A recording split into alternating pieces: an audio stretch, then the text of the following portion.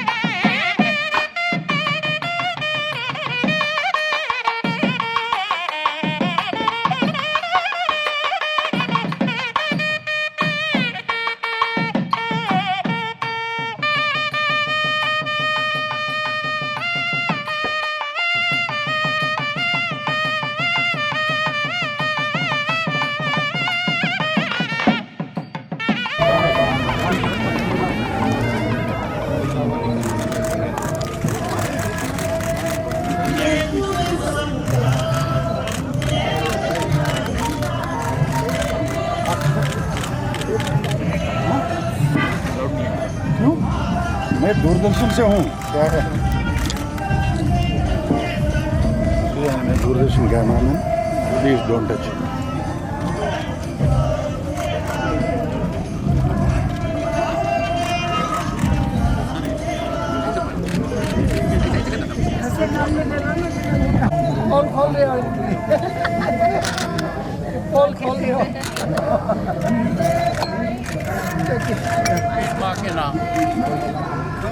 And persuade everyone else.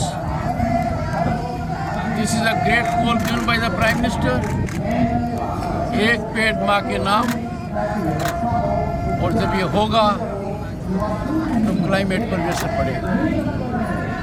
This is an individual's contribution for arresting, containing the menace of climate hazard. आपसे यही अनुरोध है.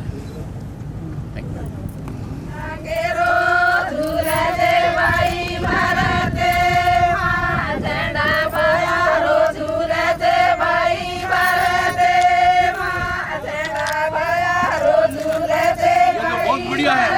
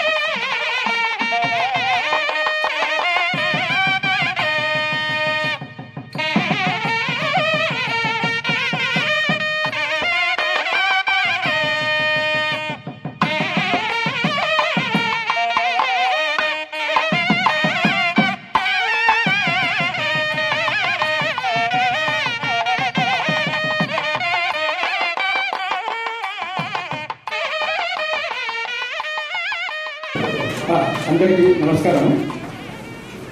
अभी सबका एक बार परिचय कर देंगे. यहाँ हाँ यहाँ के एमपी श्री रघुनंदन राव जी और आंध्र प्रदेश के एमएलए अपने डॉक्टर कामिनेनी श्रीनिवास जी. ये जो जगह है डॉक्टर रामायण नायडू परिवार ने दिया है. सुरेश बाबू जी ये देने के कारण ही यहाँ के भी आया है. उसके लिए जगपट वेंकटेश्वर राव जी एक्स मिनिस्टर और अपने प्रभाकर राव जी ये सब परिवार बात करने के कारण ये भी आया है. प्रताप रेड्डी जी इंडस्ट्रियलिस्ट है. हम दोनों बचपन से क्लासमेट भी हैं. हाँ प्रारंभ अपने को पूरा सहायता करते हैं. प्रभाकर राव जी सीड्स के स्वदेशी सीड्स के ऑल इंडिया चेयरमैन है. रमेश जी ट्रस्टी है, डायरेक्टर है, पब्लिक स्कूल है. रंजीत वो माई होम करके उनका बड़ा कंस्ट्रक्शन है, प्रारंभ से अपनी पूरी सहायता करते हैं. हाँ विजय गुप्ता जी नाटको फार्मा बड़ा इंटरनेशनल फार्मा कंपनी है, उसके आप वाइस प्रेसिडेंट हैं. माथुर जी यूनिवर्सिटी आई रिसर्च सेंटर के डायरेक्टर है. प्रवीण राव जी वाइस चांसलर है. पहले यूनिवर्सिटी के वाइस चांसलर थे, अभी प्राइवेट यूनिवर्सिटी के vice chancellor agriculture university vice chancellor है. आप डॉक्टर मिलेट्स के तारा सत्यवती जी डायरेक्टर है. आप अभी ICAR के कटारी डायरेक्टर है डॉक्टर अभिषेक मीरा जी, इसका पूरा डेवलप जो किए हैं. सर डायरेक्टर ऑफ एग्रीकल्चर है ना, कमिश्नर. नमस्ते. आप हैं उमामेश्वर राव जी रिटायर्ड IAS है, विद्या भारती के इस क्षेत्र के अध्यक्ष है, प्रिंसिपल चीफ सेक्रेटरी है. साइंटिस्ट आप भी साइंटिस्ट है. महेंद्र जी IICT के डायरेक्टर. कृष्ण किशोर जी इंडस कमिश्नर रिटायर्ड है, अपने ट्रस्ट से जुड़े हैं. नलकर जी चीफ साइंटिस्ट है, संभाल नलकर जी. ये हमारे गोपालकृष्ण जी और गोवर्धन रेड्डी जी ये डायरेक्टर एंड ट्रस्टीज है. मल्ला रेड्डी जी IIT में प्रोफेसर है और इसके गुरुकुल के अध्यक्ष है. समीर भेजे पटेल. हाँ मल्ला रेड्डी बसवंत रेड्डी जी रिटायर्ड DE है, वो भी ट्रस्टी है. बाल सुब्रमण्यम जी भारत कृषि विकास फाउंडेशन के आप अध्यक्ष है, ट्रस्टी है. यहाँ के जो साइंटिस्ट को ऑर्गेनिक सिखाया इन्होंने. चंद्रशेखर राव जी ये रायपुर में छत्तीसगढ़ के हर्बल जिसके जी है IFS है और राष्ट्रपति भवन में उन्होंने हर्बल का पूरा किया है. शिवा वो भी इसमें कार्य करता है. हमारे आंजनेय जी अपनी टीम में है. हाँ विजय भारती जी नेशनल ह्यूमन राइट्स कमीशन में सदस्य है. संदीप ट्रस्टी है. ये पद्मश्री पहली राव जी खेती में लाखों हजारों लोगों को प्रशिक्षण दिए उन्होंने. और नाम श्रीनिवास राव जी डायरेक्टर है. अभी उनका बड़ा इंस्टीट्यूशन जो प्रशिक्षण देते हैं. श्रीनिवास अपने CEO है उनका. हाँ वेंकट न्यूजीलैंड से सुपुत्र है. आप DSP में सेक्रेटरी थे, वहाँ से सेवानिवृत्त हो गए. चंद्रशेखर जी. हाँ professor BS Modi ji director of IIT, जहाँ अभी भी ऑर्गेनिक फार्मिंग चलते हैं. KG राव चीफ साइंटिस्ट हाँ IICT KG Rao ji IICT chief scientist है. हाँ ब्रिगेडियर गणेशन जी आर्मी से रिटायर हो गए. उनके द्वारा बहुत लोगों को पद्मश्री मिला है. उनको पद्मश्री नहीं चाहिए, बहुत लोगों को मिला है उनके द्वारा. इनोवेटिव में काम करते हैं पूरा. श्रीनिवास जी IICT. हाँ मिलेट रिसर्च सेंटर में साइंटिस्ट है. रामचंद्र जी ज्येष्ठ प्रचारक है, वनवासी कल्याण आश्रम के अखिल भारतीय कार्यकर्ता है. राघवराव जी फाइनेंशियल सेक्रेटरी ट्रस्ट के है. नरेंद्र जी उस पॉलिटेक्निक कॉलेज के सेक्रेटरी है. सुंदर रेड्डी जी ट्रस्टी है और माननीय प्रांत संघचालक जी है. श्रीधर जी अपने संघ के प्रांत प्रचारक है. रविंद्र बाबू जी डायरेक्टर रिसर्च इंस्टीट्यूट के रिटायर्ड डायरेक्टर है, अपने कार्यकर्ता है. इनका श्याम प्रसाद जी अपने समरसता के अखिल भारतीय समझौते के प्रचारक है. इनका मैं प्रारंभ से जो इस संस्था को निर्माण किए डेवलप చేశారు.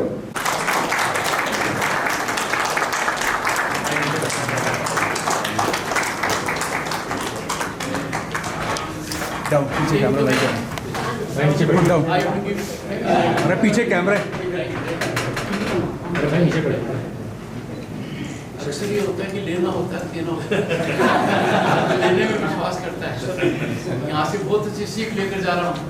तो देना चाहिए.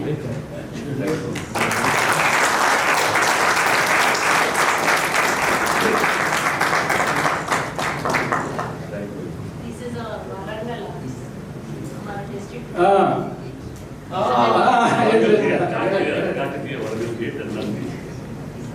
Symbol of Telangana.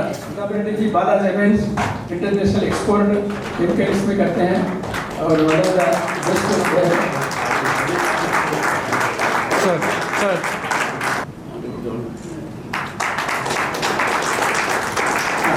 Sanjeev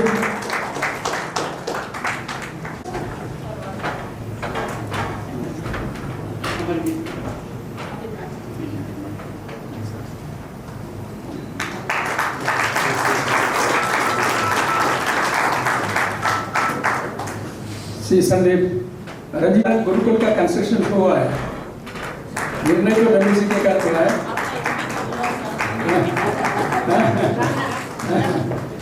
It's the MP here. आपका BJP का MP. नहीं नहीं I don't belong to any party. It's a very strong observation. All MPs are the same. Being where he is sitting.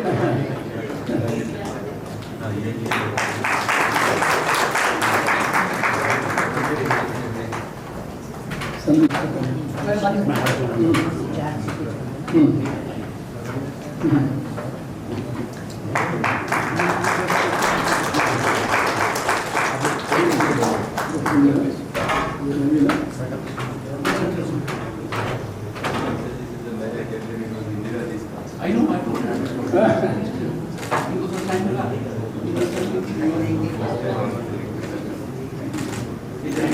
Naveen Krishna Kishore గారు అందరు మీ బ్రదర్ అని పిలవండి.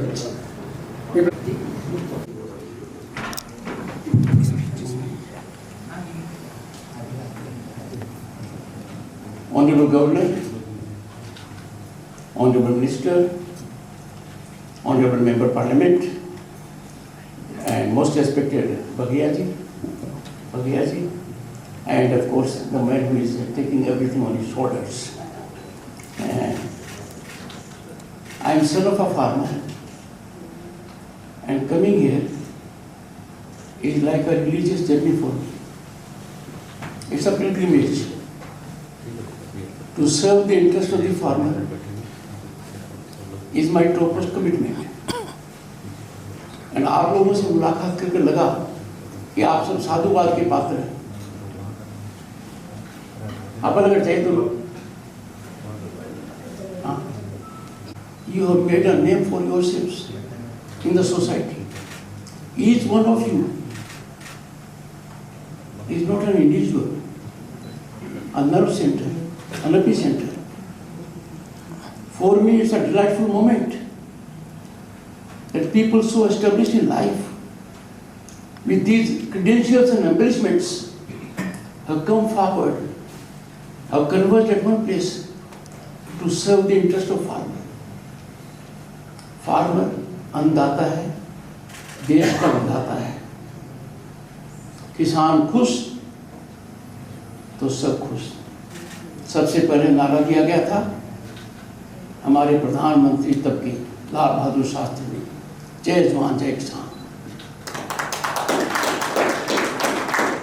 माननीय अटल बिहारी वाजपेयी जिनकी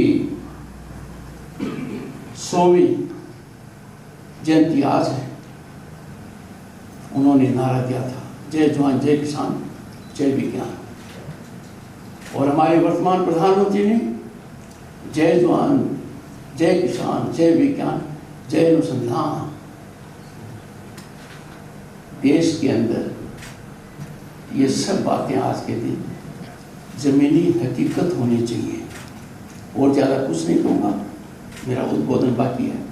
आप सब साधुवाद के पात्र हैं।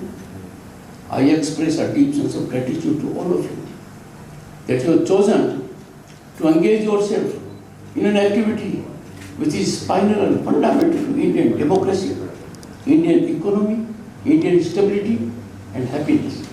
बहुत बहुत धन्यवाद। Thank you.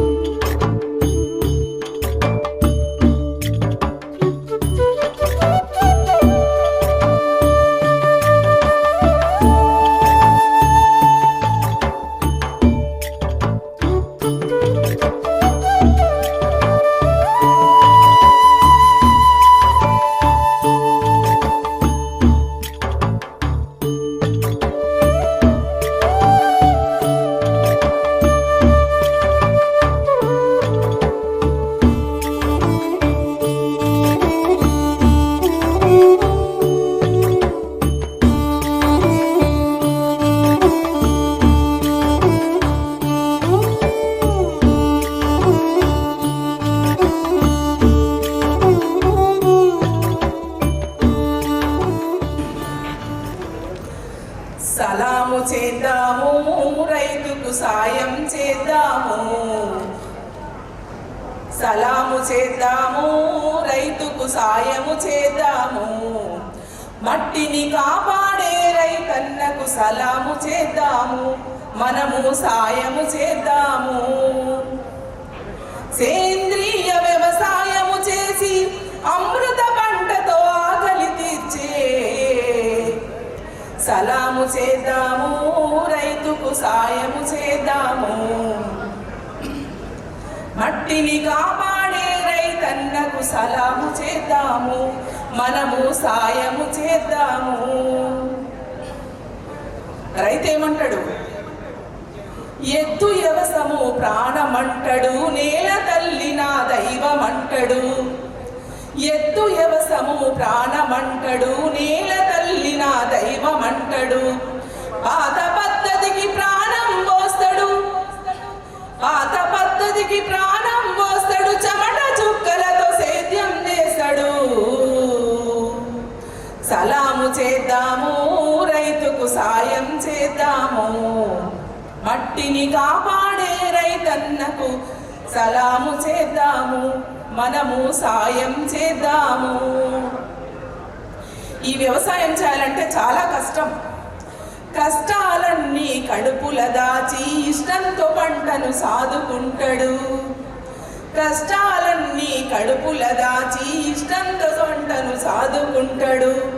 లాభాల కోసము ఆలోచించడు, ప్రజారోగ్యమే ప్రాణమంటాడు. సలాము చేద్దాము రైతుకు సాయం చేద్దాము, మట్టిని కాపాడే రైతన్నకు సలాము చేద్దాము, మనము సాయం చేద్దాము. పర్యావరణం అంతా పాడైపోతుందని ఇక్కడ వచ్చిన రైతులందరూ బాధపడుతుంటారు. గడ్డి మందు విష రసాయనాలతో మట్టి ప్రాణము తీయొద్దంటాడు. గడ్డి మందు విష రసాయనాలతో మట్టి ప్రాణము తీయొద్దంటడు. పశువుల పేడ సేంద్రియ ఎరువుతో నీళ్ళ తల్లికి జీవం పోస్తాడు. సలాము చేద్దాము, రైతుకు సాయం చేద్దాము, మట్టిని కాపాడే రైతన్నకు సలాము చేద్దాము, మనము సాయం చేద్దాము. ఎన్ని కరోనా విపత్తులు వచ్చినా కానీ మనల్ని రక్షించేది ఆహారం ఒక్కటే. ఈ ప్రకృతి మనకు అన్నీ ఇచ్చింది, ఆహారాన్ని ఇచ్చింది, మనల్ని బతకడానికి ఔషధాలను కూడా ఇచ్చింది. కాబట్టి కరోనా విపత్తులు ఎన్ని వచ్చినా ఆహారమే మన ఔషధం అంటాడు. ప్రాణాలను డబ్బు కాపాడదంటాడు, ప్రకృతి వైద్యమే మేలు అంటాడు. సలాము చేద్దాము, రైతుకు సాయం చేద్దాము, మట్టిని కాపాడే రైతన్నకు సలాము చేద్దాము, మనము సాయం చేద్దాము. మనిషి వికృత చేష్టలతోని పర్యావరణం పాడాయనంటాడు. మనిషి వికృత చేష్టలతోని పర్యావరణం పాడాయనంటాడు. ఆరోగ్య ప్రపంచ నిర్మాణానికి మనమందరం ఒకటవుదామా? ఆరోగ్య ప్రపంచ నిర్మాణానికి అందరం ఒకటై సాగాలంటాడు. సలాము చేద్దాము, రైతుకు సాయం చేద్దాము, మట్టిని కాపాడే రైతన్నకు సలాము చేద్దాము, మనము సాయం చేద్దాము. ఈ రైతుల్ని కాపాడాలి అని ప్రకృతి మాతకు నేను వేడుకుంటున్నాను. కాబట్టి ఈ రైతులందరికీ జై జవాన్, జై జవాన్. ఈ అవకాశం ఇచ్చిన మీ అందరికీ, వేదిక వాళ్ళకి ధన్యవాదాలు తెలియజేస్తున్నా. నా పాట ప్లే చేయాల్సిందిగా విజ్ఞప్తి చేస్తున్నా.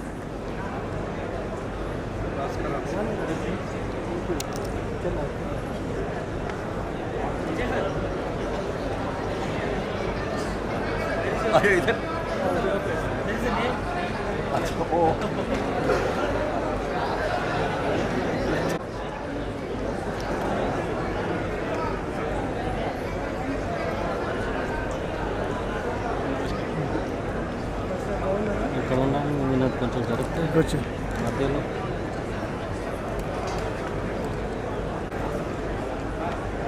మనకి మళ్ళీ అటు ఇటు జరుగుతుంది. Side please.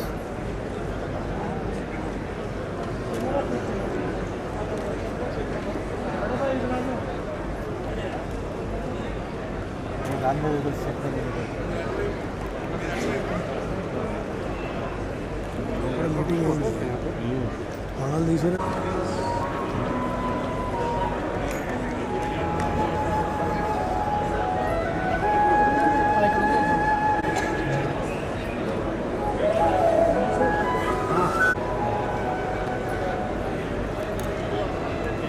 స్వాగతం, సుస్వాగతం.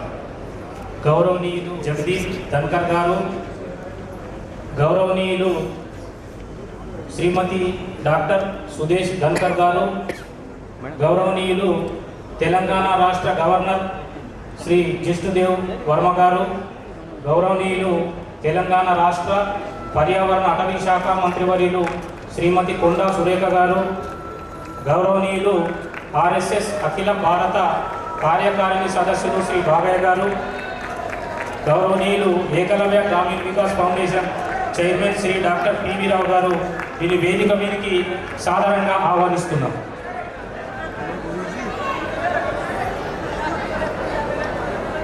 జనగణ మన అధినాయక జయ హే భారత భాగ్య విధాత, పంజాబ్ సింధు గుజరాట మరాఠా ద్రావిడ ఉత్కల వంగా, వింధ్య హిమాచల యమునా గంగా ఉజ్జల జలధి తరంగా, తవ శుభ నామే జాగే తవ శుభ ఆశిష మాగే, गाये तव जय गाथा, जनगण मंगलदायक जय हे भारत भाग्य विधाता, जय हे जय हे जय हे जय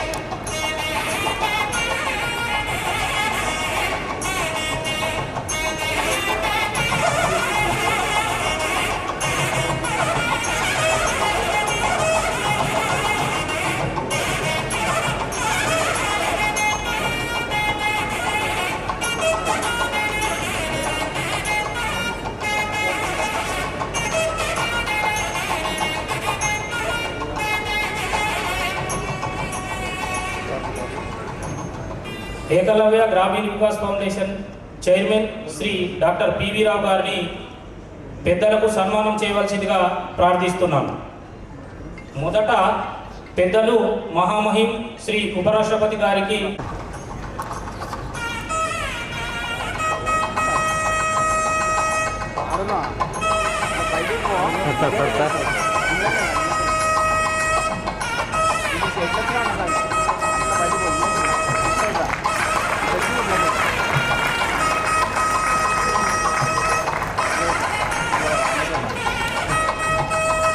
పెద్దలు శ్రీమతి డాక్టర్ సుదేశ్ ధన్కర్ గారికి కేవీకే శాస్త్రవేత్త శ్రీమతి డాక్టర్ భార్గవి గారు సన్మానం చేయవలసిందిగా కోరుచున్నాం. బాగయ్య గారు మెమోండో అందవలసిందిగా కోరుతున్నాం. పెద్దలు రాష్ట్ర గవర్నర్ శ్రీ జిష్ణుదేవ్ వర్మ గారికి శ్రీ పివి రావు గారు సన్మానం చేయవలసిందిగా కోరుచున్నాం.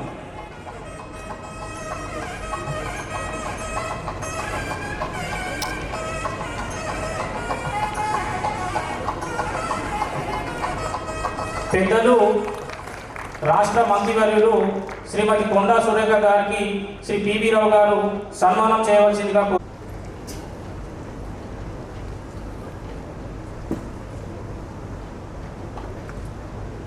పెద్దలు ఆర్ఎస్ఎస్ అఖిల భారత కార్యకారిణి సదస్సులు శ్రీ బాగయ్య గారికి శ్రీ పివి రావు గారు సన్మానం చేయవలసిందిగా కోరుచున్నాం.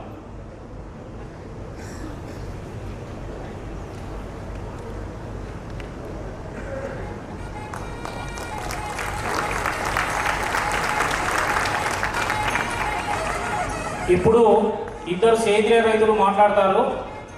గారు వీరు అంగన్వాడీ మరియు సేంద్రియ వ్యవసాయం చేస్తున్నారు. వీరిని వేదిక మీద వచ్చి మాట్లాడవలసిందిగా కోరుచున్నాం.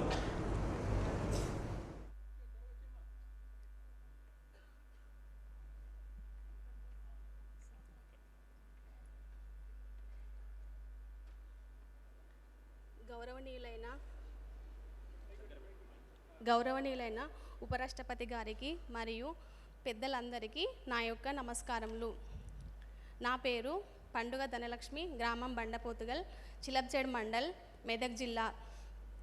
మాకు ఏకలవ్య కేవీకే నుంచి 16 దేశీ రకాల కూరగాయ విత్తనాలను ఉచితంగా ప్రతి అంగన్వాడీ కేంద్రాలకు మరియు మెదక్ జిల్లాలో కొన్ని గ్రామాలలోని కుటుంబాలకు అందజేశారు.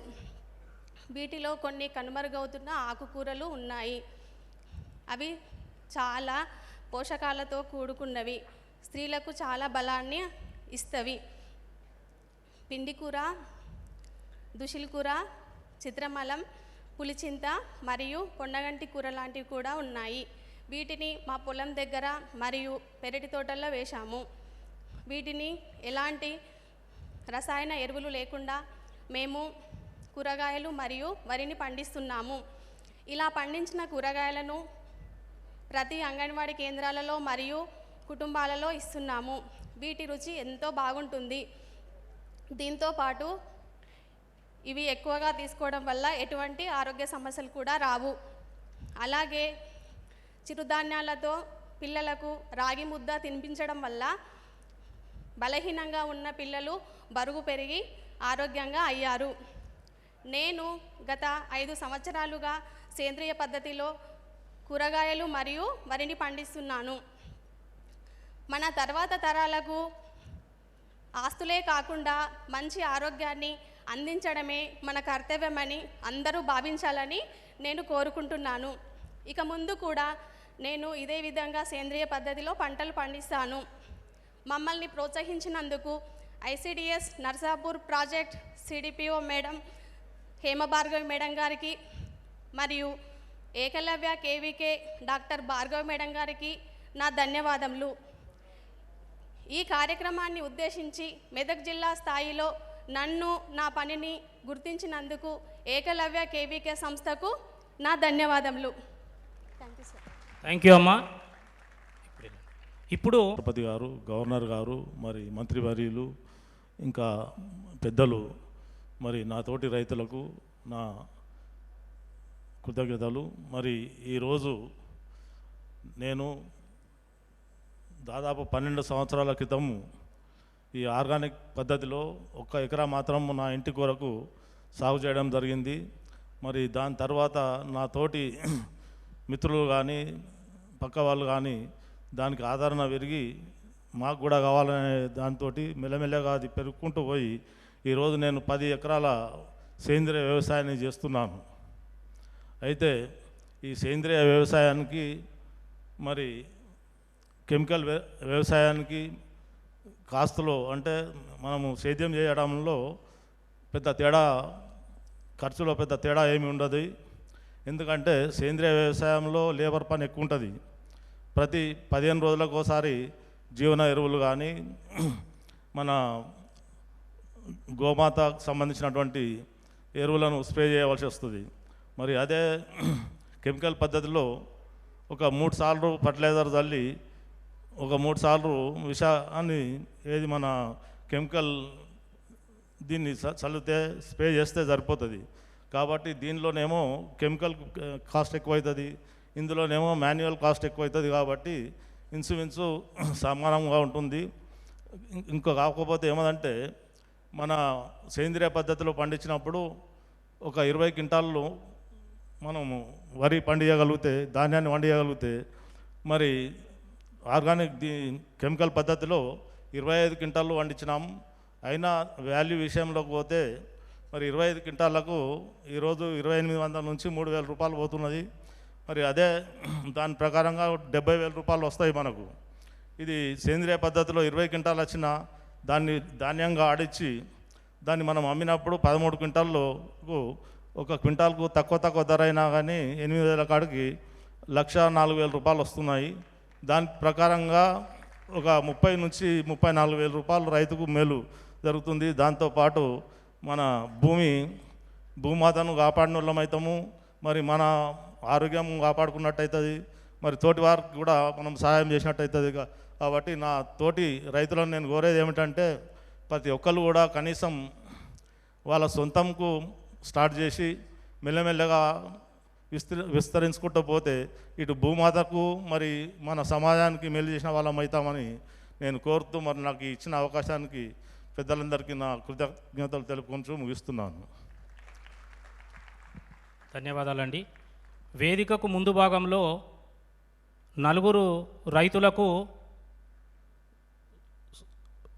ప్రశంసా పత్రాలు అందజేసేందుకు రైతు శ్రీ టి నరసింహులు గారికి గౌరవనీయులు doctor Shri B Gopi IAS గారు వ్యవసాయ సంచాలకులు, రైతు కె సూర్యబాబు గారికి గౌరవనీయ శ్రీ డి ఉదయ్ కుమార్ రెడ్డి ఐపీఎస్ గారు సూపరింటెండెంట్ ఆఫ్ పోలీస్ మెదక్, రైతు శ్రీమతి బి జలజ గారికి గౌరవనీయులు శ్రీమతి విజయభారతి గారు, సభ్యులు జాతీయ మానవ హక్కుల కమిషన్ గారు ప్రశంసా పత్రాలు ఇవ్వవలసిందిగా ప్రార్థిస్తున్నాము.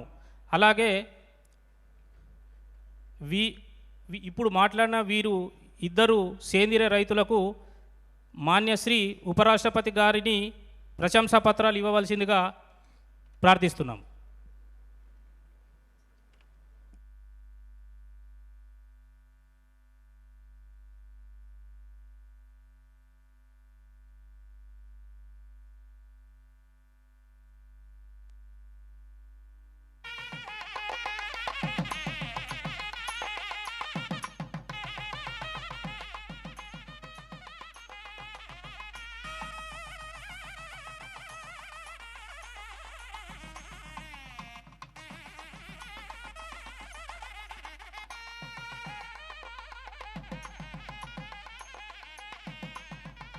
ఇప్పుడు गौरवनीय जी और मातृमूर्ति डॉक्टर सुदेश धनकर जी,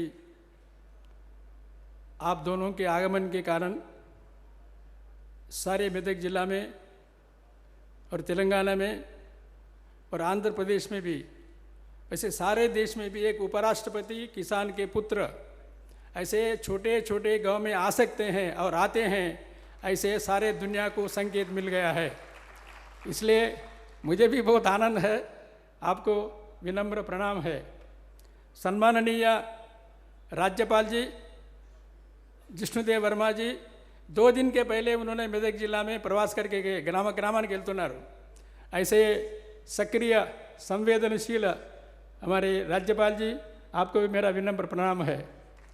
గౌరవనీయులు సోదరిమణి సురేఖ గారు ఎవరైతే చైతన్యానికి, యాక్టివిటీకి, క్రియాశీలతకి ప్రతిమూర్తియో అటువంటి మంత్రివర్యులు, మీకు నా వినయపూర్వక నమస్కారాలు.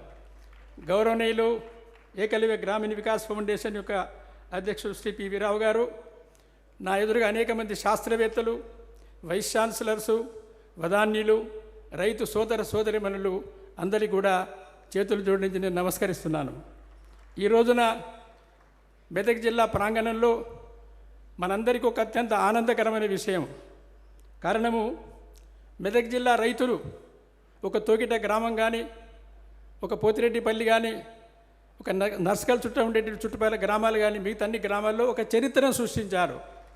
ఒకే ఒక మెదక్ జిల్లాలో సుమారుగా 650 మంది రైతులు రసాయనాలు మానేసి అరెకరం కానీ, ఒక ఎకరం కానీ సేంద్రియ వ్యవసాయాన్ని ప్రారంభం చేసి మన తెలంగాణ ప్రాంతంలో ఒక చరిత్రను సృష్టించారు. కాబట్టి వారందరి కుటుంబాలకి నేను నమస్కరిస్తున్నాను. అదే రకంగా గత వారం 10 రోజులుగా ప్రభుత్వ అధికారులు, కలెక్టర్ గారి నుంచి ప్రారంభం చేస్తే అందరూ కూడా తమ సొంత పని అనుకొని ఇలా పనిచేస్తుంటే ఆత్మీయతతో, స్నేహంతో, అదే రకంగా ఇక్కడుండే సేవా సంస్థ, అదే రకంగా రైతులు, కార్యకర్తలు పనిచేయడం వల్ల ఒక నూతన ఒరవడి ప్రభుత్వ అధికారులు, రైతు సోదరులు, సామాజిక సేవా సంస్థలు కలిసి పనిచేసినట్టయితే ఈ దేశం ఎలా ముందుకెళ్తుందో అనే దానికి నాంది ప్రస్తావన జరిగింది.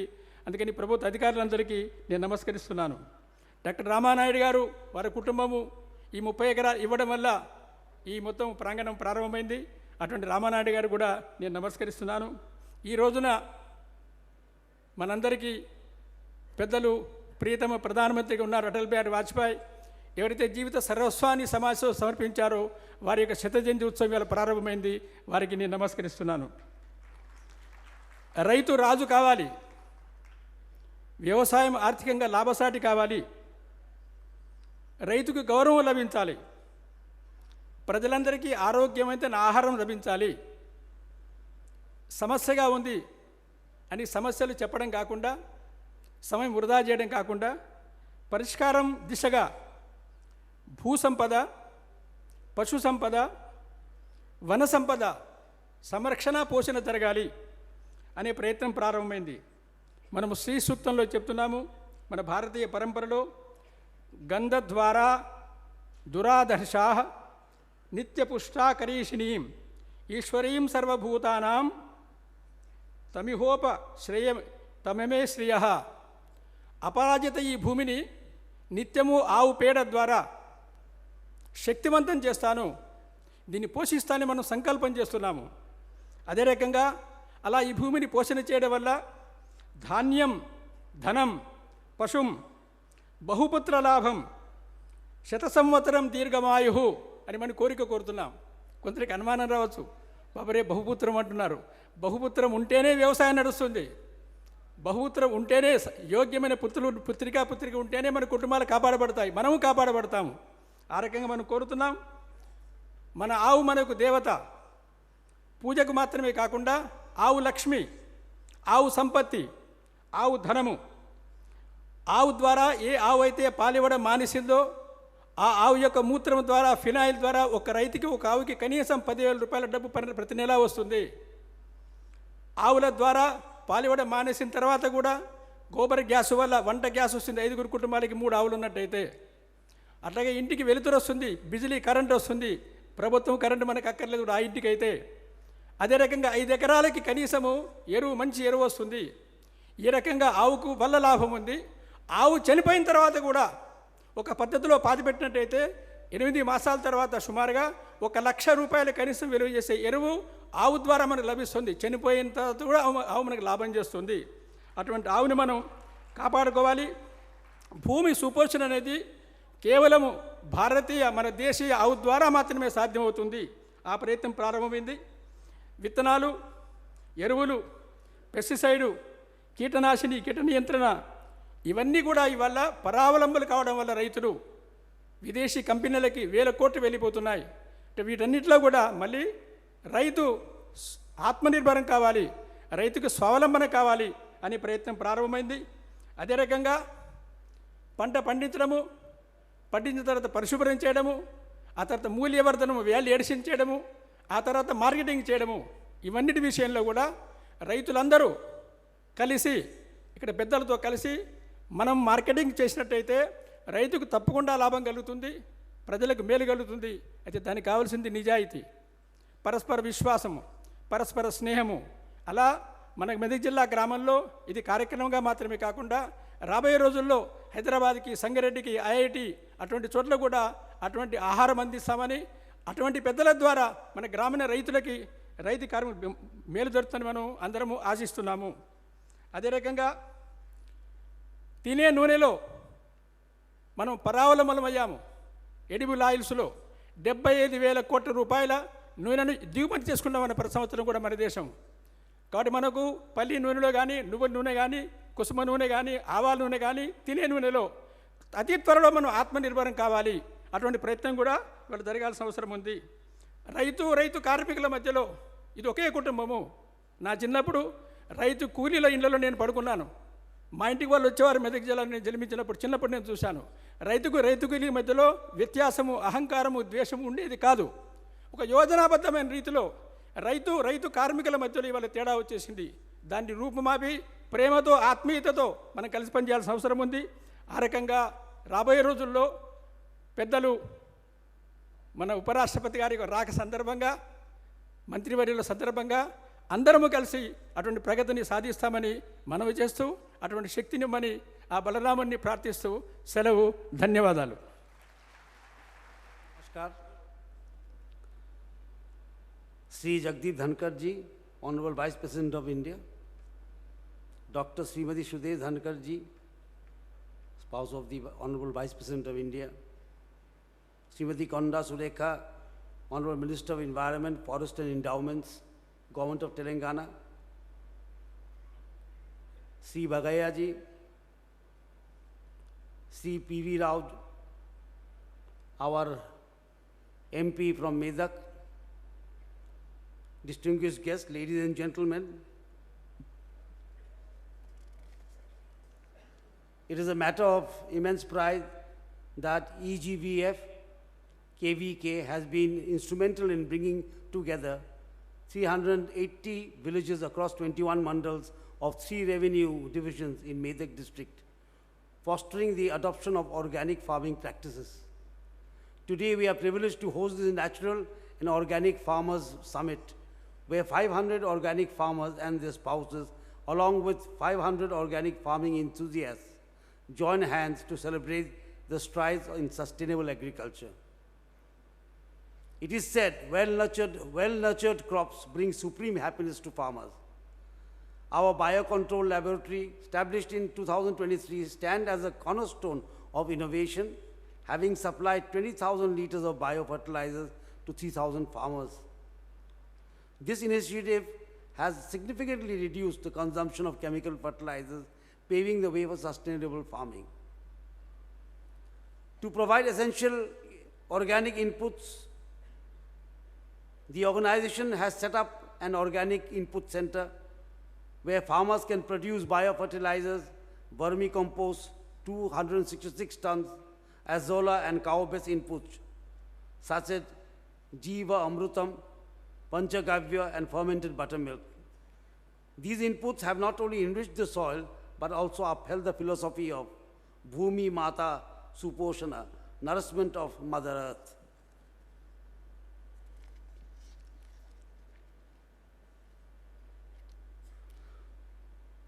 To strengthen the farming community, this organization has established two farmer producer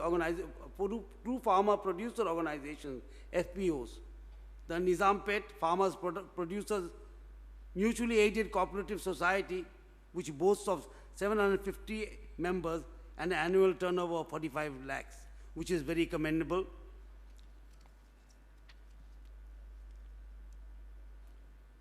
Through Agricultural Technology Information Center, they have registered 43,337 male farmers and 16,927 female farmers on the Kisan Sarathi portal, delivering real-time information on integrated crop management, particularly in response to weather changes.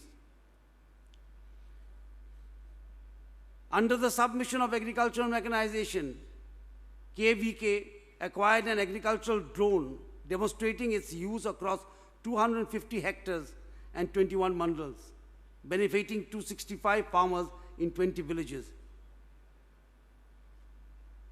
And this organization is striving to propagate the idea of natural farming and to further bring our old civilizational wisdom and synthesize it with the modern technological inputs. Sri Bhagaya ji had come to see me in Raj Bhavan, and we discussed at length what he was doing, and it was really impressive. Today, while coming in the golf cart, I just saw a glimpse of what was being done, and it is incredible that such achievements can be made using our age-old wisdom and synthesizing it with the modern technological inputs. So this is the great achievement of this institution, and I wish this institution all success in the future days to come, and may it grow from strength to strength and become a real model which the many states in India can replicate. Thank you. Jai Hind, Jai Bharat.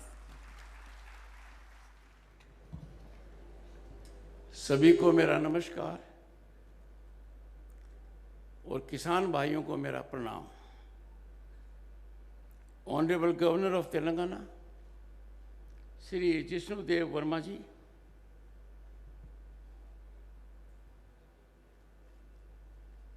Most respected, और जिनकी वजह से मैं इस कार्यक्रम में सम्मिलित हो रहा हूँ, आदरणीय श्री भगैया जी, आपकी प्रेरणा से मैं यहाँ आ पाया। यह सुखद अनुभव मुझे प्राप्त हो पाया। आकर जो देखा, वो देखने पर ही विश्वास होता है कि मेढक के गांव में इस प्रकार का आयोजन हो रहा है, इस प्रकार का केंद्र है। मैं आपका आभारी हूं। Shrimati Konda Surekha, honourable minister for environment, forest, endowments, government of Telangana, Shri Raghunandan ji, आपके सांसद लोकसभा में, Shri PV Rao, chairman Ekalavya Grameena Vikas foundation,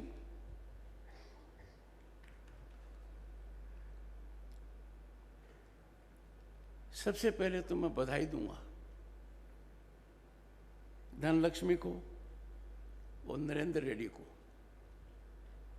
दोनों की बातें सुनकर मैं दंग रह गया। उन दोनों को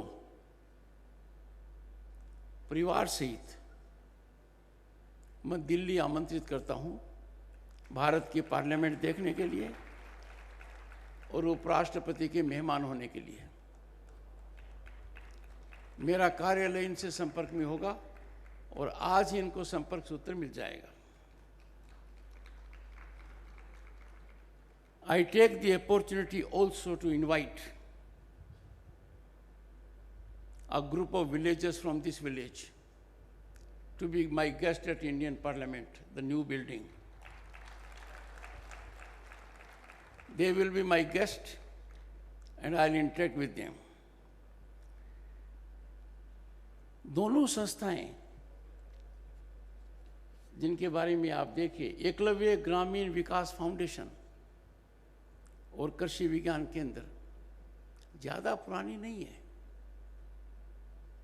1 दशक भी नहीं हुआ है, पर जो मैंने देखा और जो उत्साह मैंने देखा, मुझे एक बात समझ में आ गई कि कृषि विज्ञान केंद्र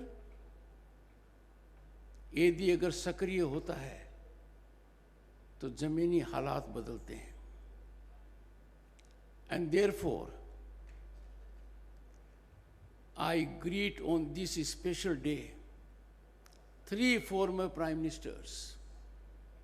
सबसे पहले लाल बहादुर शास्त्री आज से 60 साल पहले उन्होंने नारा दिया, जय जवान जय किसान। कितनी सार्थक बात कही। और हमारा परम कर्तव्य है कि हम दोनों को सुखी रखें, दोनों का आदर करें, दोनों को समस्याओं से घिरा नहीं रहने दें। किसान हो चाहे जवान हो, उनकी समस्याओं का निराकरण त्वरित गति से होना चाहिए। क्यों? क्योंकि वो भारतवर्ष की आत्मा है और कुछ लोग मेरे सामने बैठे।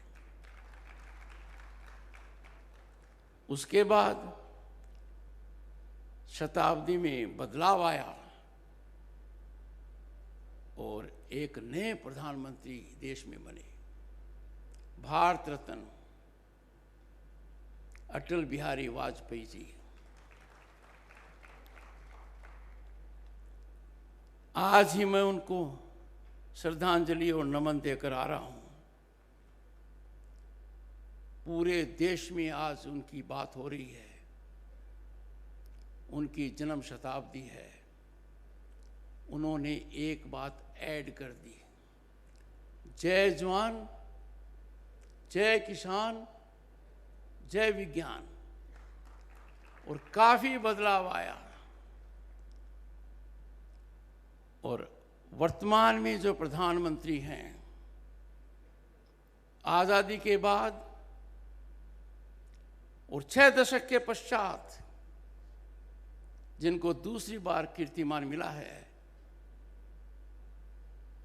लगातार तीसरी बार भारत का प्रधानमंत्री बनने का, श्रीमान नरेंद्र मोदी जी ने, उन्होंने एक चौथी बात ऐड की, जय जवान जय किसान जय विज्ञान जय अनुसंधान। I pay my respects to these leaders with vision। और मेरी दृढ़ मान्यता है कि यदि अगर किसान का हम ध्यान नहीं देंगे, ग्रामीण व्यवस्था का ध्यान नहीं देंगे, तो जो हमने बड़ी छलांग लगाई है दुनिया में, और दुनिया भारत का लोहा मान चुका है, 1 दशक में जो प्रगति हुई है वह अप्रत्याशित है, अविश्वसनीय है। कभी कल्पना नहीं की थी कि हमारी अर्थव्यवस्था इस ऊंचाई तक जाएगी कि हम उनको पीछे छोड़ देंगे जिन्होंने सदियों तक हम पर राज किया। आने वाले 2 साल में हम दुनिया की तीसरी बड़ी महाशक्ति बनने जा रहे हैं, जापान और जर्मनी को पीछे छोड़कर। विकसित भारत 2047 अब सपना नहीं है, ये लक्ष्य है। इस लक्ष्य में, इस हवन में सबसे बड़ी महत्वपूर्ण आहुति किसी की यदि है तो वो ग्रामीण व्यवस्था की और किसान की है। हमारे सामने चुनौती है कि प्रति व्यक्ति आय 8 गुना बढ़े, और तभी विकसित भारत का लक्ष्य प्राप्त होगा।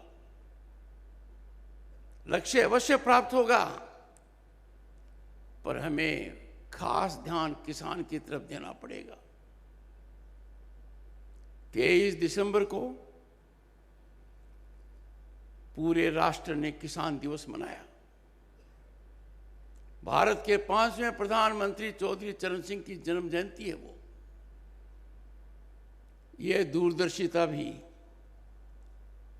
भारत रत्न अटल बिहारी वाजपेयी जी ने दिखाई। उन्होंने इसकी शुरुआत 2001 में किसान दिवस के रूप में की। आने वाले 2 साल में किसान दिवस की रजत जयंती है। मेरा आग्रह रहेगा सभी से, भारतीय कृषि अनुसंधान परिषद से, इसकी सैकड़ों संस्थाओं से, विश्वविद्यालयों से, 700 से ज़्यादा कृषि विज्ञान केंद्र से कि अभी से वो अपने काम में जुट जाएं। किसान दिवस की रजत जयंती का मतलब है कि ये संस्थाएं जीवंत हों, ये संस्थाएं किसान के हित को देखें, किसान के हित को पनपाएं, और यही मेरा आग्रह रहेगा। मैंने चौधरी चरण सिंह जी को अपनी श्रद्धांजलि देते हुए ये कहा था उस दिवस पर कि मुझे उम्मीद है, आशा है कि कृषि जगत से जुड़े हुए सभी संस्थान जिनका जिक्र मैंने अभी किया है, वो सक्रियता में कोई कमी नहीं रखेंगे। जितनी सक्रियता की मुझे उम्मीद थी उतनी तो नहीं हो पाई, पर देर आए दुरुस्त आए।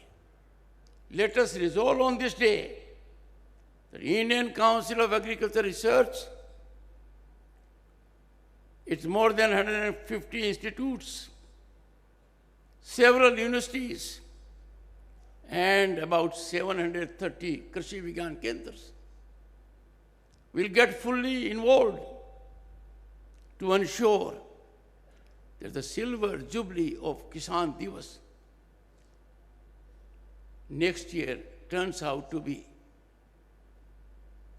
farmer-centric, rural-centric, making contributions in practical terms. इसके साथ मेरा ये भी आह्वान रहेगा, आज के दिन किसान के मन में बदलाव आना चाहिए। किसान और किसान परिवार को यह ध्यान देना पड़ेगा कि भारत जैसी विशाल अर्थव्यवस्था में उनकी भागीदारी कैसे बढ़े। At the moment, it is cause of concern that our farming community is not involved with the marketing of its produce. ये ठीक नहीं है। किसान को अपने उत्पादन का व्यापार करना चाहिए। किसान को अपने उत्पादन व्यापार में हिस्सेदारी लेनी चाहिए। किसान के बहुत सी समस्याओं का निराकरण इस बात से हो जाएगा। It will motivate the younger members in Kisan families to act vigilantly and participate in marketing of agriculture produce. आखिर वो तो किसान का ही है। And the second, with these institutions like Indian Council of Agriculture Research, Krishi Vigyan Kendras, universities, they must engage into activity. How best the farmer can add value to his produce. बड़े उद्योग चलते हैं किसान के उत्पादन के ऊपर, पर ये चिंतन और मंथन का विषय है कि किसान परिवार उनमें मूल्य वृद्धि क्यों नहीं कर रहा है। सरकारी नीतियां सकारात्मक बनी हैं, पर हमें जमीनी हकीकत पर बदलाव देखना है। देश की अर्थव्यवस्था में ग्रामीण विकास, किसान उत्थान से महत्वपूर्ण और कोई संकल्प नहीं हो सकता। आज के दिन मैं देख रहा हूं कि किसान कुछ बातों को लेकर चिंतित है। ये बहुत ही जरूरी है कि समाज का कोई भी वर्ग प्रजातांत्रिक व्यवस्था में यदि चिंतित होता है तो सकारात्मक रूप से, अविलंब रूप से उसका निराकरण होना चाहिए। और प्रजातंत्र में निराकरण का एक ही माध्यम है और वो है बातचीत का। I have said, friends, on number of occasions, dialogue is the only way to find solution to problems in democracy. और भारत के प्रधानमंत्री ने तो विश्व पटल पर कहा है कि दुनिया की ज्वलंत समस्याएं और जो हम कॉन्फ्लैग्रेशंस देख रहे हैं, युद्ध देख रहे हैं, अंततः उनका निपटारा बातचीत से होता है। ये गांव मेरे लिए छोटा नहीं है, ये गांव मेरे लिए मार्गदर्शक है कि इस गांव में अल्प समय में कृषि विज्ञान केंद्र ने कितना उत्साह लोगों में भर दिया है। यही काम यदि अगर 730 कृषि विज्ञान केंद्र देश में करेंगे तो निश्चित रूप से किसान की मानसिकता में बदलाव आएगा। वो कृषि व्यापार से जुड़ेगा, कृषि उत्पादन में मूल्य वृद्धि करेगा और अनुसंधान की ओर आगे जाएगा।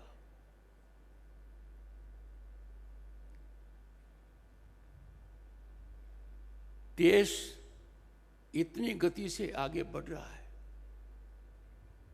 जो सोचा नहीं वो हो रहा है। आज के दिन जल हो, थल हो, आकाश हो, अंतरिक्ष हो, भारत छलांग लगा रहा है। और ऐसी परिस्थिति में विश्व और देश में कुछ लोग हैं जो हमारी प्रगति को पचा नहीं पा रहे हैं, हथकंडे अपनाए जा रहे हैं। I see around, friends, sinister convergence of forces inimical to progress of Bharat. और उनकी शैली बड़ी विचित्र है। एक नैरेटिव की शुरुआत करते हैं, उस नैरेटिव के पंख लग जाते हैं, फिर उस नैरेटिव से मुकदमे हो जाते हैं, फिर उस नैरेटिव से आंदोलन हो जाते हैं। ऐसे मौके पर हर भारतीय का कर्तव्य है कि वो राष्ट्रवाद में अटूट विश्वास रखे, नेशन फर्स्ट, मेरा देश पहले, इस भावना से कार्यरत करे। मैं मेरी एक वेदना यहां प्रकट करना चाहूंगा। आप थोड़ा सा अंदाजा लगाइए, गांधी जी ने स्वदेशी का नारा क्यों दिया था? वर्तमान प्रधानमंत्री ने वोकल फॉर लोकल क्यों कहा? आसपास में नजर कीजिए, हम विदेशी कपड़े पहनते हैं, विदेशी मोमबत्ती, विदेशी दिए, विदेशी काइट, विदेशी कारपेट, विदेशी फर्नीचर, विदेशी इलेक्ट्रॉनिक्स। हम उन चीजों का आयात करते हैं जो हमारे देश में निर्मित होती हैं। हम स्वदेशी की भावना का अनादर कर रहे हैं। We are not believing in being vocal for local. इसके 3 दुष्परिणाम हैं, 3। पहला दुष्परिणाम, हमारे लोगों के हाथों से काम छीना जा रहा है। जब वो चीज आप आयात करते हो तो देश में बन सकती है, नुकसान हमारा है। दूसरा, प्रतिभा जिन लोगों में है छोटा कारखाना शुरू करने की, वो कुंठित हो जाती है। और तीसरा, हमारा विदेशी मुद्रा भंडार खाली होता है। जब लोकसभा में आया था 1989 में, केंद्र में मंत्री बना था, तो भारत का सोना स्विट्जरलैंड के बैंक में गिरवी रखा गया था। मैं केंद्रीय परिषद का सदस्य था। कितना भयानक, कितना भयावह हालात दिख रहे थे। आज हालात ये हैं कि हमारा विदेशी मुद्रा भंडार उस समय से करीब 700 गुना ज़्यादा है, 700 गुना। पर हम उसमें छेद क्यों करें? स्वदेशी में विश्वास, बीइंग वोकल फॉर लोकल, ये हमारी राष्ट्र भावना होनी चाहिए। दूसरी जो मेरी पीड़ा है कि हम धरती पर आए हैं, धरती पर कुछ संसाधन हैं, हम उनका मापदंड, नाप तोल आर्थिक ताकत से कर रहे हैं। जल हो,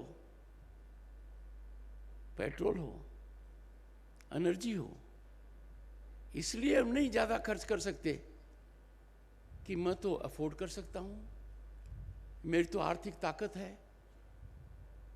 नहीं, हमें संकल्प लेना होगा राष्ट्र को उत्थान के लिए। Optimal utilisation of national resources, petrol हो, गैस हो, अन्य कोई रिसोर्स हो, हम आवश्यकता अनुसार ही उनका उपयोग करें।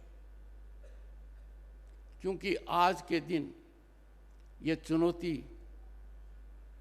विश्व में एक भयानक चुनौती का रूप ले चुकी है, जिसको हम क्लाइमेट चेंज कहते हैं। हमारे शास्त्रों में तो कहा गया है कि हम कैसे अपना जीवन व्यापन करें।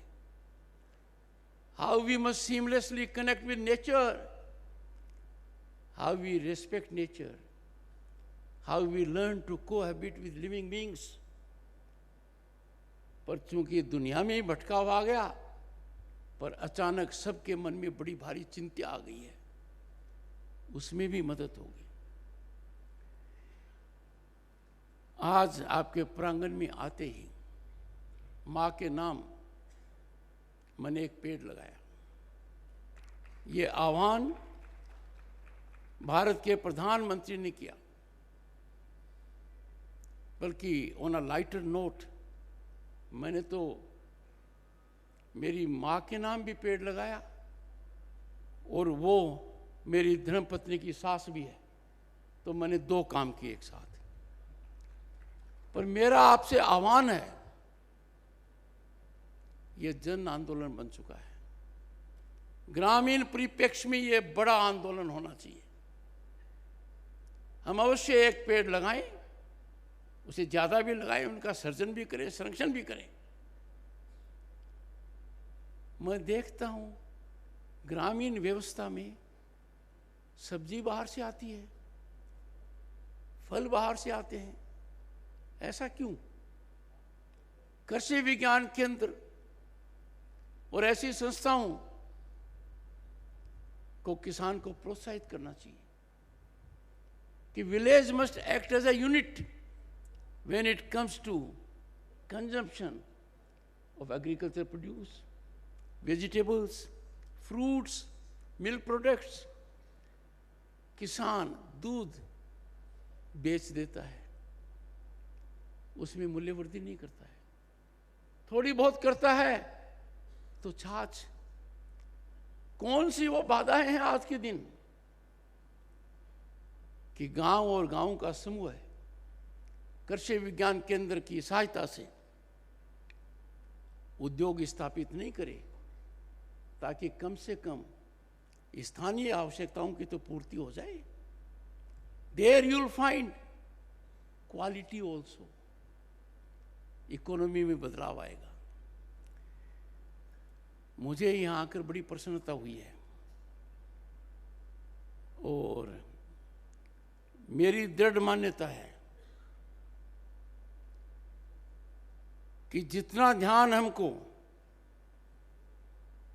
कृषि और कृषि विकास पर देना चाहिए, उतना हम अब तक दे नहीं पाए हैं। कुछ बदलाव आया है Indian council of agriculture research में, पर आप देखिए क्या बजट है उनका। हजारों की संख्या में साइंटिस्ट हैं, 5000 के करीब हैं, 25,000 लोग कार्यरत हैं। 8,000 से ज़्यादा का बजट है। हम अनुसंधान किसके लिए कर रहे हैं? किसके जीवन को बदलने के लिए कर रहे हैं? क्या उसके जीवन में बदलाव आ रहा है? Friends, time has come to audit these institutions. And the best way to audit an institution is self-audit. हर संस्थान को ये संकल्प लेना होगा कि we will perform and outperform. हम किसान को राहत देने वाला काम करेंगे, किसान को जागरूक करेंगे। यदि अगर इन संस्थाओं में प्रतिदिन 100 किसान के भी फुटफॉल हो जाते हैं, बड़ा भारी बदलाव आएगा। यह सकारात्मक आंदोलन का रूप लेगा। तो मेरा पुरजोर निवेदन है, शासन से भी, संस्थाओं में कार्यरत लोगों से भी, जनप्रतिनिधियों से भी और ऐसी संस्थाओं से भी, एकलव्य ग्रामीण विकास ऐसी संस्थाओं से भी, कि वो किसान कल्याण के लिए ऐसी व्यवस्था करें कि भारत का किसान दुनिया के सर्वश्रेष्ठ किसानों में एक हो। हम किसान की मदद करते हैं। साल में 3 बार किसान को मिलता है प्रधानमंत्री किसान सम्मान निधि। उसमें बदलाव की आवश्यकता इसलिए है कि वो तो स्थायी है और अर्थव्यवस्था में इन्फ्लेशन है, स्वाभाविक है। हमें सोचना पड़ेगा कि उर्वरक, फर्टिलाइजर, ये सब्सिडी है, क्या इस सब्सिडी का सही फायदा किसान तक पहुंच रहा है?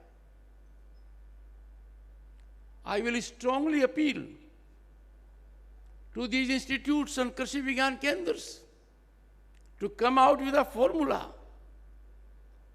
ताकि ये सब्सिडी किसान को सीधी पहुंचे। क्योंकि तकनीकी रूप से भारत ने दुनिया में झंडा गाड़ दिया है। 10 करोड़ से ज़्यादा या इसके आसपास किसान जब साल में 3 बार ये लाभ प्राप्त कर सकते हैं, सब्सिडी का लाभ भी प्राप्त कर सकते हैं। और जैसा बघेया जी ने कहा, उसका एक नतीजा ये होगा कि जब उसको वो सब्सिडी मिलेगी सीधे अपने अकाउंट में, वो नेचुरल फार्मिंग और ऑर्गेनिक फार्मिंग की तरफ प्रभावित होगा, वो उत्साहित होगा। और यही मेरा दृष्टिकोण है सोलर घर के लिए भी। सोलर घर के बारे में भी, क्योंकि ग्रामीण व्यवस्था से ज़्यादा जुड़ा हुआ है, इसमें बहुत लंबा अर्थ लग रहा है, पर गांव के आदमी की भी आर्थिक भागीदारी है, गहन अध्ययन होना चाहिए। I will conclude. एक तो बघेया जी एकलव्य ग्रामीण विकास फाउंडेशन के सदस्य भी मेरे अतिथि होंगे, और चूंकि मैं इस गांव में आया हूं, तुनिकी यहाँ ग्राम पंचायत है, ग्राम पंचायत के सभी सदस्य उपराष्ट्रपति निवास में मेरे मेहमान होंगे। वो 3 दिन तक मेरे यहाँ प्रवास करेंगे और दिल्ली में वो क्या करेंगे वो मैं निश्चित करूंगा। बहुत बहुत धन्यवाद, नमस्कार। అభి ఇప్పుడు జాతీయ గీతాలాపన ఉంటుంది.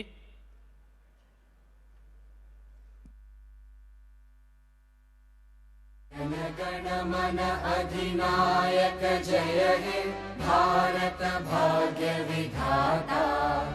पंजाब सिंध गुजरात मराठा द्राविड उत्कल बंगा विंध्य हिमाचल यमुना गंगा उच्चल जलधि तरंगा तव शुभ नामे जागे तव शुभ आशीष मागे गाहे तव जय गाथा जन गण मंगलदायक जय हे भारत भाग्य विधाता जय हे जय हे जय हे जय जय जय जय हे